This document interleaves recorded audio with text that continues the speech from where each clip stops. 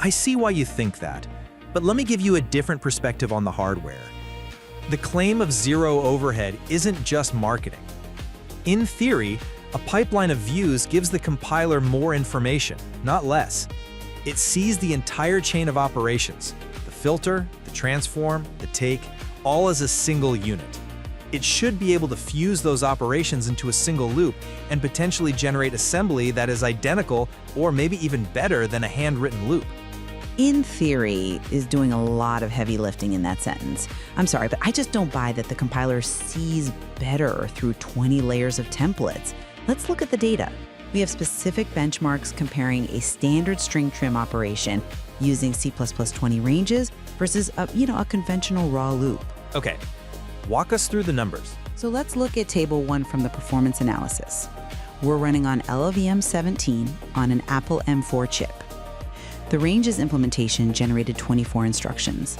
The raw loop generated 18. That is a 33% instruction bloat for the exact same logic. 33% is significant, I admit, but LLVM is known for aggressive inlining. What about other compilers? That's where it gets catastrophic. On GCC 15, running on an Intel Ice Lake architecture, the raw loop generated a tight 16 instructions. The ranges implementation, 70 instructions. Wait, 70? 7-0. That is 4.3 times code bloat. You are executing 4 times as much code for the privilege of using that pipe syntax. That is much higher than I expected. But we have to look at what those instructions are doing. Is it just setup code or is it inside the hot loop? I have looked at the assembly and it is in the hot path. And it's not just the count, it's the control flow.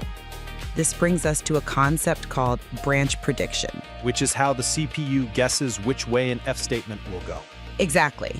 In a raw loop, the compiler sees the if condition clearly. It often compiles that down to a CMove, a conditional move instruction. This is a CPU instruction that says, move this data if the condition is true.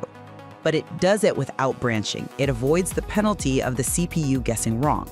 And ranges prevents this? With views.filter, the logic is buried deep inside operator ++. To get to the next element, the view has to run a while loop internally to find the next valid item. That forces the compiler to generate conditional jumps, actual branching.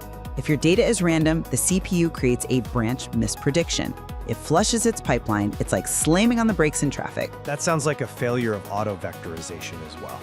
Oh, it kills it completely. For our listeners, auto-vectorization is when the compiler uses SIMD, single instruction, multiple data, to process, say, 8 integers at once instead of 1 by 1. Right. A raw loop over a vector guarantees contiguous memory. The compiler knows the data is side by side. It can load a huge chunk into a register, but a filter view steps through memory by unknown amounts. The compiler cannot predict the stride or the step size, so it just falls back to scalar code, processing one item at a time. You are killing auto-vectorization and introducing branches. A 4.3x instruction bloat is not a minor overhead. For a hot loop, that is a performance death sentence. I'm not convinced that's a permanent indictment. These sound like quality of implementation issues. We're already seeing newer compilers adding hard-coded optimizations specifically for standard view iterators. They're learning to see through the template layers. It's a maturity issue, not a fundamental design flaw. But we're writing code for today's compilers, not the compilers of 2030. Right now, the abstraction leaks badly.